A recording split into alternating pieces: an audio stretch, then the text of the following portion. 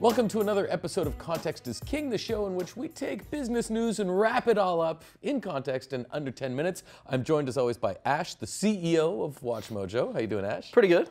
And we're talking about viewers, and are all viewers equal? Absolutely not. What did you just do? You said, welcome Ash, CEO of WatchMojo, because last week, there was a guy on one of the YouTube videos who commented, like, who is this person? You basically got some random homeless guy off the street to comment. Okay, Which would be a great concept. That's a great concept. That's next season. So what you did basically is you kind of put some context into who I am. And I think that's what basically like a lot of advertisers and a lot of media companies are starting to do by kind of harnessing and leveraging the power of and the data that you get through the web. Right, of course. But so, we were talking about NBC because they've taken a big step now that I think differentiates them from their contemporaries. Yeah, so if you think a few years ago, NBC that has the rights to the Olympics, they were basically like making it so hard for a viewer online who's at work when the Olympics are happening live across the world to watch it online. They would kind of force people and funnel them to watch it on TV, prime time, because that's when, it's crazy. So backwards. Backwards, yeah. Because that's when like the prime time, prime dollars, advertisers want you to watch. So, that was at a time when TV advertising was this high. And which Olympics are we talking about? Probably just 4 years ago. Okay. It was like, this year they did something very different and they kind of said, no, we're gonna kind of sell packages and kind of, we recognize that these platforms are kind of merging. It doesn't really matter. And finally, like people, who are of the 21st century seem to be making decisions finally. And I think that's just economic incentives. The economic incentive for them was to protect TV, and they realized, like, why fight gravity, so to speak? What they're doing now, they launched something called CFlight, letter CFlight, and they're basically saying, ooh, there's this fantastic new technology that will allow us to kind of say, hey, if you are watching Will and Grace on TV, we're not just going to tell you what the Nielsen ratings were. We're going to actually add what the total viewership on NBC television, as well as NBC.com, Hulu, mobile, possibly YouTube and all that. Maybe not even like the pirated stuff, definitely not the pirated editions. But the areas where it's authenticated and it's basically an NBC managed, network. So every pair of eyeballs, regardless of what platform. That's kind of media. the spiel. Yeah. Now, whether or not it'll be accurate or not, time will tell, because like analytics have never really been accurate. Like even when it comes to ComScore or Nielsen, it's kind of frustrating because you have a 10 million viewership and they'll give you 3 million. And you're like, why? Well, it was always such an antiquated, archaic system. Okay, you're talking about TV.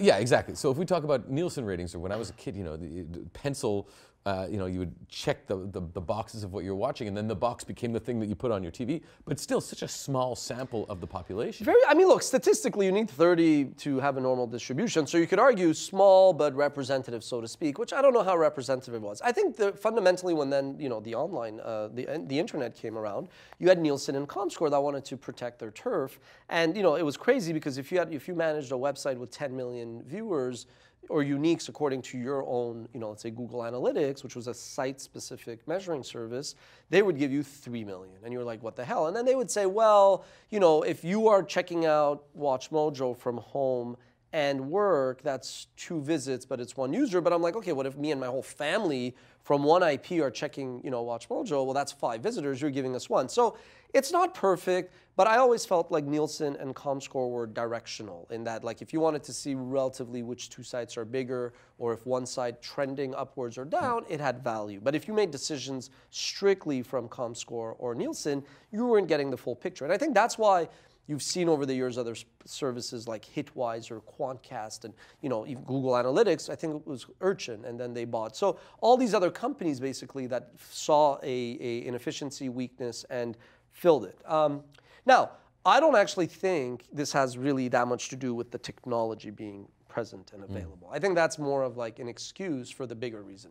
Okay, but I think about the fact that, if we're putting value on different types of viewing, and if someone were to have said that a TV viewer is more valuable, I feel that now that might be different, because when you're watching something online and there's a product, you can click and buy it right there.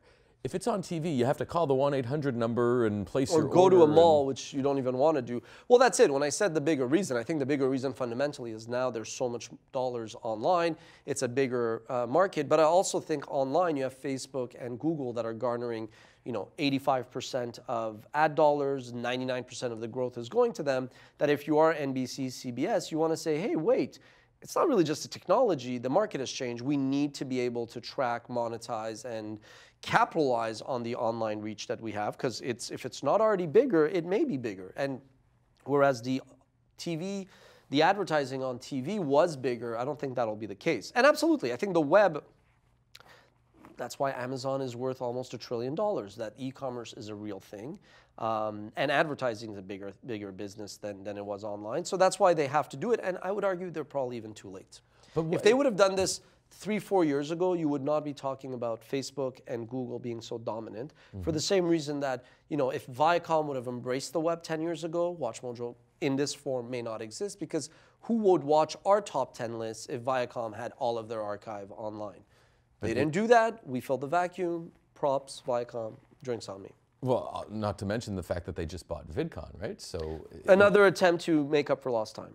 So if NBC are the ones who now seem to have gotten their head out of the sand, it almost seems like it's not a level playing field, because they're counting everyone, all eyeballs, and all their competitors are still... Well, I mean, they're still referring to that as CFlight, meaning if you check Nielsen, you get Nielsen. If you get other... So it's still segmented. I think what they're doing is saying, look, we're going to do the legwork for you. In fact, look, I mean, putting myself like inside that walled garden, I'm going to assume that they were doing this exercise anyway to convince, like, hey, we have more reach than Google or Facebook. The Google, we're bigger than them. So once they were aggregating all this audience from all these different sources, they probably built themselves a dashboard. They probably pulled in through APIs. Once they had all that data, they're like, wait a second, we should just make this more open-ended for people to be able to say, hey, I want to buy ads on Will and Grace. What's the actual audience? So why aren't the other companies doing it? I think eventually that's the direction it's going, absolutely. Absolutely. That's definitely, you're going to have total reach across platforms and medium, and that's, should have happened 10 years ago. And the reason why it didn't is because these companies missed the boat, because they care about near term. If these companies at their new fronts would have kind of been the ones who were at the forefront of this and saying, look, this is our true reach, it would have been here already. The reason why they didn't do it? Well, that's simple. There was no economic incentive because they were trying to protect TV dollars, and online dollars weren't big enough. But by doing so, they shot themselves in the foot. So does this have any impact on the Googles and the YouTubes and the... I think it has. It probably will help the traditional guys more. I think that train has left the station. I think the Facebooks and the Googles are fairly dominant and entrenched in what they do because they now have the audiences.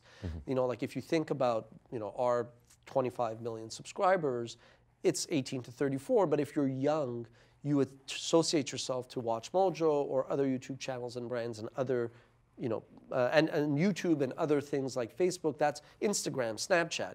You start to get more latched onto that. So I think this is going to help maybe slow down the deterioration of revenue streams that traditional has, but it will not make any change. It's like gravity is gravity. You have a parachute, so you may fall slower, but you are going to fall, and it's going to make a thump when you land.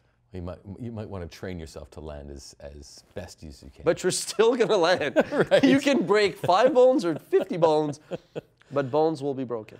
So let me ask you something. We need to wrap this up. Final context. Give this to me in a tweet. What's the conclusion? You can run from innovator's dilemma, but you can't hide. It's not the technology, it's the dollars. It's the economy, stupid. There you go. It's the economy, stupid. Let us know what you think in the comments. Thank you very much once again, Ash, and we'll talk to you guys next time. Not a homeless guy.